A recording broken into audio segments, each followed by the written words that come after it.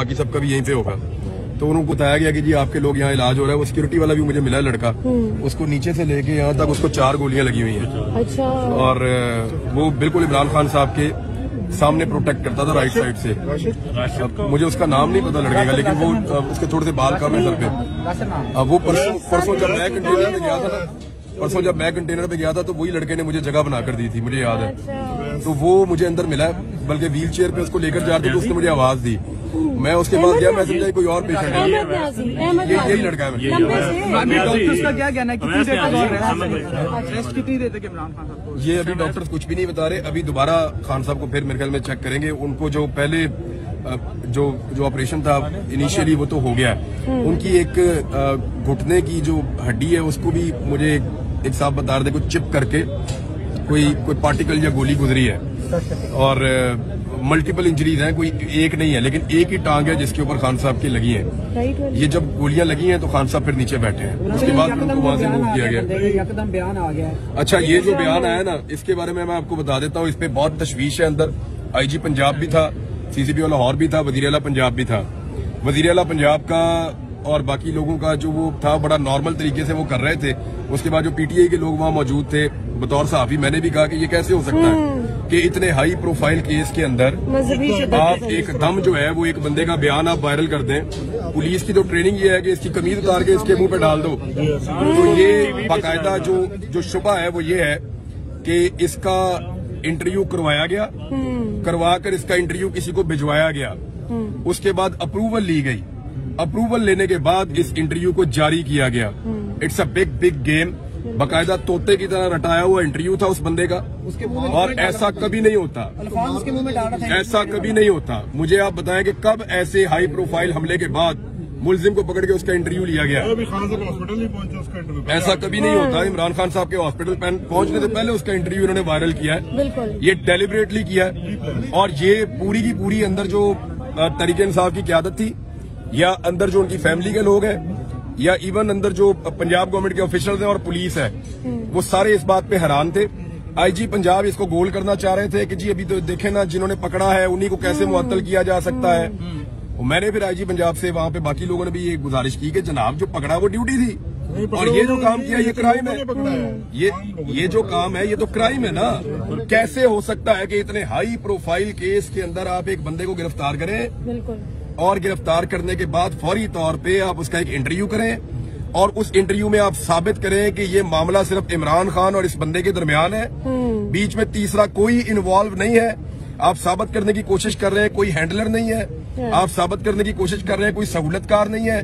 तो आपको 3 नाम मिल गए सबको जो इमरान खान साहब के साथियों ने आकर दिए स्टेटमेंट में। क्या क्या नाम दिए हैं अंदर जो डिस्कस हुआ?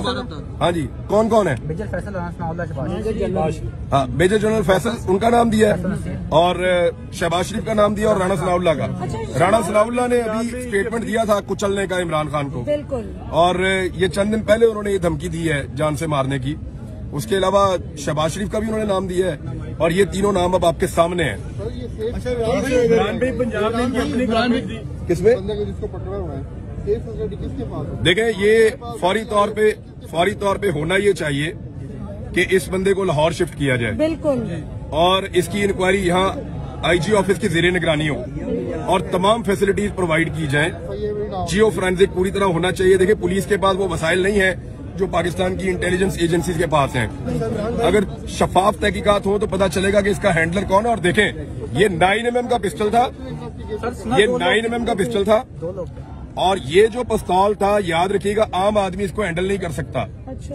मैं वेपन्स को जानता हूँ। ये 9mm का पिस्टल था, इसमें 18 गोलियां मैक्सिमम डलती हैं। अगर आप इसके ऊपर छोटा मैगजीन लगाएं तो नॉर्मल मैगजीन 18 गोलियां इसके अंदर डलती हैं। दूसरा, ये ऑटोमेटिक था। ये पाकिस्तानी पिस्टल ऐसे ऑटोमेटिक नहीं होते। ये ऑटोमेटिक पिस्टल, इसकी हैंडलिंग भी आम आदमी नहीं कर सकता। ऑटोमेटिक पिस्टल तब रखा जाता है जब आपने किसी को जान से मारने का फैसला कर लिया हो कि मैं गोली चलाऊंगा तो सारी गोलियां एक साथ मैं स्प्रे करूंगा और फेंकूंगा। इसकी एक साथ सारी, और इस आदमी की जेब से कोई नशा आवर पुड़ी भी निकली है। तो एक नशई जो है उसको इस्तेमाल किया गया, और उस नशई के बाद इतना महंगा पिस्तौल वो क्या कर रहा था।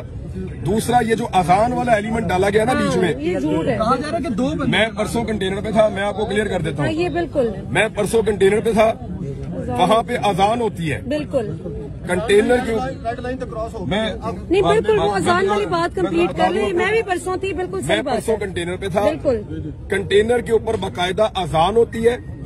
वो अजान मुझे ऐसा लगा जैसे फैसल जावेद खान की आवाज में है, या फैसल की आवाज में है, या किसी और की, लेकिन वो कंटेनर के स्पीकर से अजान चलती है। बिल्कुल अजान दी जाती है कंटेनर के स्पीकर से। उसके बाद वहां पे जो लोग मौजूद होते हैं कंटेनर पे, वहां कुर्सी मौजूद है और एक सोफा मौजूद है।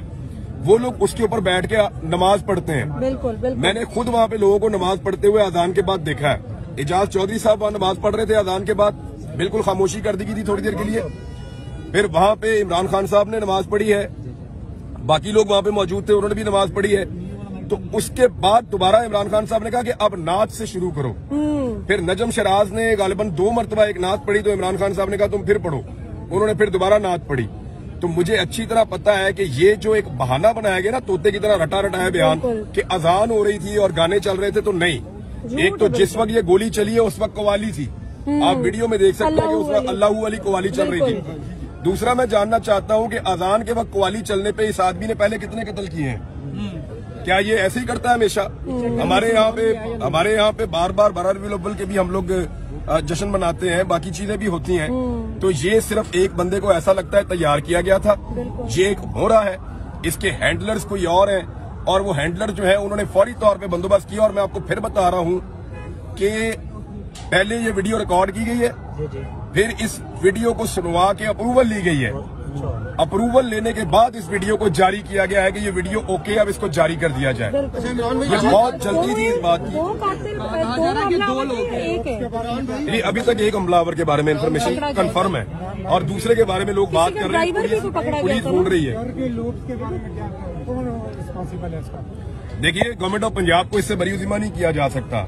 गवर्नमेंट ऑफ पंजाब की रिस्पांसिबिलिटी है और वफाकी हुकूमत की भी रिस्पांसिबिलिटी है इमरान खान को सिक्योरिटी देना, और अगर नहीं दे पाए तो गवर्नमेंट ऑफ पंजाब को भी इसका जवाब देना पड़ेगा। आपको भी तो धमकियां मिल रही है ना कि जुबान खराब कर देंगे, तो आप अपनी भी क्या सिक्योरिटी का कर रहे हैं? मतलब तो सारी लिमिट क्रॉस है। डगर किस तरफ चल रही है इमरान भाई? पहले अरशद शरीफ, आज खान साहब और कायदीन, क्या हो रहा है? लगता है कि देखिए, जिन लोगों ने प्रेस कॉन्फ्रेंस करते हुए ये कहा था, डीजी ISI ने और DG ISPR ने, इन दोनों साहिबान ने प्रेस कॉन्फ्रेंस करते हुए कहा था कि अरशद शरीफ को पाकिस्तान में कोई खतरा नहीं था।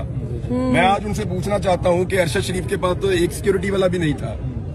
हमारा भाई तो अकेला फिरता था इस शहर में, और इमरान खान के साथ तो सिक्योरिटी बहुत ज्यादा होती है। अगर खान साहब के ऊपर अटैक हुआ है इस तरह से, तो फिर आप कैसे कह सकते हैं कि अरशद शरीफ इस मुल्क में सिक्योर था? 2 लोग अफगानिस्तान से पाकिस्तान में फैसिलिटेट किए गए थे। वो दोनों लोग अरशद भाई को कत्ल करना चाहते थे। हमें और बहुत सारे दूसरे लोगों को इस बात का पता था। अरशद भाई को बाकायदा उनकी तस्वीरें दिखाई गई थी और अरशद भाई का वो लोग पीछा कर रहे थे। ना सिर्फ वो पीछा कर रहे थे उनके ऑफिस तक, उनके घर तक, बल्कि उनको हरासा किया जा रहा था और उनको ये बताया गया था कि किसी भी वक्त आपको टारगेट कर दिया जाएगा। काफी दिनों से अरशद भाई अपनी फैमिली, अपने बच्चों को भी बाहर नहीं लेकर जा रहे थे अपनी गाड़ी में साथ, कि मेरे पे जब हमला हो तो मैं अकेला मारा जाऊं, मेरे साथ मेरे बच्चे नहीं होने चाहिए। लेकिन जब उनका चैनल बंद कर दिया, उसके बाद फिर उनके पास लड़ने के लिए हथियार ही कोई नहीं था, वजह ही कोई नहीं थी। तो देन उनको लोगों ने कहा कि अब आपको निकल जाना चाहिए, तो उन्होंने यही बेहतर समझा कि वो चले जाएं। उस रात अकेला अरशद शरीफ नहीं भागा था। मैं आपको कंफर्म कर देता हूं, उस रात 3 लोग भागे थे इस्लामाबाद से। 3 लोग जो इकट्ठे बैठे थे, उन्होंने मिलकर फैसला किया था कि आज हम इस्लामाबाद छोड़ देंगे जब तक हालात बेहतर नहीं होते। एक छोड़कर गए थे उस रात को काशिफ अब्बासी साहब, वो लाहौर आ गए थे। एक इस्लामाबाद को उस दिन छोड़ा था खाबर घुम्मन ने, वो अपने गांव चले गए थे, और एक अरशद शरीफ साहब ने, वो पाकिस्तान से बाहर चले गए थे। तो 3 लोग थे। आप बाकी 2 से पूछ लें कि उन्होंने उस रात इस्लामाबाद को क्यों छोड़ा था। इमरान भाई, सारे जो ब्रिलियंट जर्नलिस्ट हैं वो छोड़ते जा रहे हैं। मोहित पीरजादा भी चले गए हैं मुल्क से, शाबिर शाकिर भी चले गए हैं। ये क्या हो रहा है सर? आपके मुतालिक भी इसी तरह की खबरें चल रही हैं, बल्कि आपके बारे में सुना भी आप भी जा रहे हैं बाहर। मेरे ख्याल में पाकिस्तान के ऊपर अब मजीद जबर मुसल्लत नहीं रह सकता। इंशाल्लाह अब एक एक करके सारी लिमिट्स तो क्रॉस होती जा रही हैं। तो रेड लाइन क्रॉस हो गई। लीडर्स को भी गोलियां पड़ रही हैं लॉन्ग मार्च के। तो आप बताएं ना, मौलाना फजल रहमान साहब 2 मरतबा है, बिलावल है, क्या गोली लगी उनको? बिलावल इतने लंबे रास्ते से आए, क्या उनको किसी ने हमला किया? मरियम थी। एक ड्रोन जो है वो सिर्फ उनकी बहन को लगा, और उसके बाद जो पाकिस्तान में शोर मचा था वो आपके सामने है। और मरियम नवाज और हमजा शहबाज भी आए। इमरान भाई फैसल वाडा को नहीं शामिल करना चाहिए इन्वेस्टिगेशन में, फैसल वाडा को नहीं शामिल करना चाहिए इन्वेस्टिगेशन में, जैसा आपने ट्वीट भी किया था। किसको? फैसल वाडा को। फैसल वाडा, हाँ बिल्कुल, देखे फैसल वाडा ने कहा था कि कुछ होगा और लाशें गिरेगी, और अहम लोग जो है उसने अहम लोगों का नाम है, अहम लोगों की लाशें। जी सर। तो वो इमरान खान से अहम तो कोई नहीं है इस वक्त, पाकिस्तान का सबसे अहम आदमी वही है। तो वही मुझे अभी नहीं, इसकी इंक्वायरी होगी, आपको पता है? बताएं आपका सोर्स होगा? नहीं आप बताएं ना, आप बताएं कहाँ पे हो? सबको पता है। तो फिर आप बता क्यों नहीं रहे? हम आपसे सुनना चाहते हैं। नहीं आप बताएं, आप बता क्यों नहीं रहे? हम आपसे सुनना चाहते हैं। हम आपसे सुनना चाहते हैं, आप बताएं। देखिए नहीं, हम आपसे सुनना चाहते हैं। देखो आपको पता है तो आप बताएं। बताए ना किसने मारा? आप नाम लें, आए सब पूछते हैं इनसे, नाम लें, बताएं बताए किसने मारा? किसने मारा, नाम लें। आप पता क्या, आप यहाँ चस्का लेने आते हैं कि इसको भी मरवाओ, उसको भी मरवाओ, उसको भी मरवाओ। वो जो मारने वाले वो भी हमारे ही लोग हैं। खुदा की कसम इसलिए नहीं नाम लेते, इसलिए नाम लेने से नहीं डरते कि कोई हमें वो मार देंगे, इसलिए कि हम अपने लोगों की बेइज्जती नहीं करवाना चाहते, इसलिए कि हम इस मुल्क के वफादार हैं। डर नहीं लगता हमें, डर लगता होता भाग जाता मैं पाकिस्तान से बाहर गया था। इसी तरह चल रहा है और हर बार इसी तरह लगता है कि जो मकतूल है ना वो गलती से गोली के सामने आ गया है, और अल्लाह ना करे अगर आज वो शख्स उसको ना पकड़ता तो हम अज़हार अफसोस के अलावा कुछ भी नहीं कर सकते थे। और 70 साल से इसी तरह होता आ रहा है। बेनज़ीर का इसी तरह का मामला था। आज अल्लाह ताला ने एक आदमी की जान बचाई है, और मेरे ख्याल में ये वो आखिरी हरबा हो सकता था जो इस्तेमाल हो सकता था इमरान खान के खिलाफ। इमरान खान ने जब उनको गोली नहीं लगी थी, उससे पहले इमरान खान ने लगभग 50 मरतबा इस कौम को ये बताया कि मुझे गोली मारेंगे या मेरे ऊपर हमला करेंगे, और मुझे जान से मारने का मनसूबा तैयार हो चुका है। उन्होंने ये भी कहा कि एक बंद कमरे में चंद लोगों ने मिलकर मुझे मारने का मनसूबा बनाया। उन्होंने ये भी कहा कि जब मुझे मार दिया जाएगा तो इसको कोई और रंग दिया जाएगा। वो हम देख रहे हैं। आपने सुना ना, क्या वो सारा कुछ सही साबित नहीं हो रहा? बिल्कुल।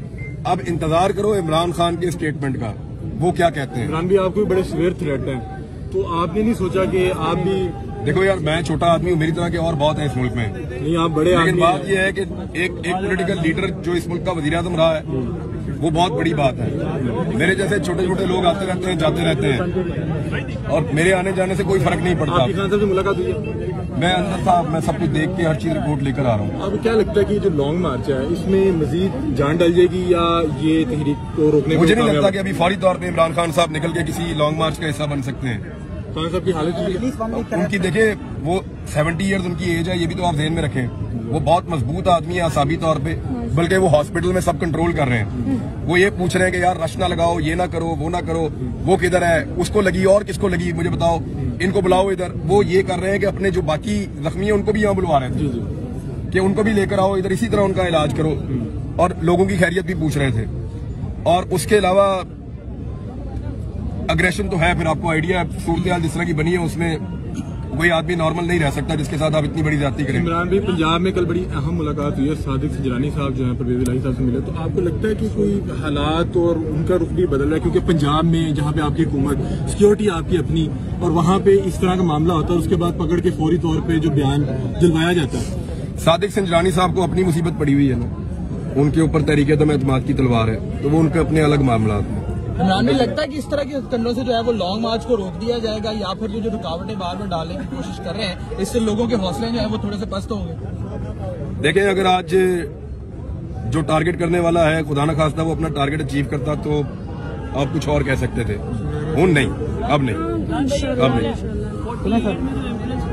तब से लेकर आज तक ये कब ये वाकयात रुकेंगे? कब तक हम लोगों का खून बहाता जब तक कौम खड़ी नहीं होती मिलकर? कब तक ऐसा चलेगा? आपने तय करना है कब तक। यस, आप लोगों ने तय करना है कब फैसला कर चुके हैं, आप red line has been crossed. अपने फैसले को इम्प्लीमेंट कीजिए, ठीक हो जाएगा। Thank you.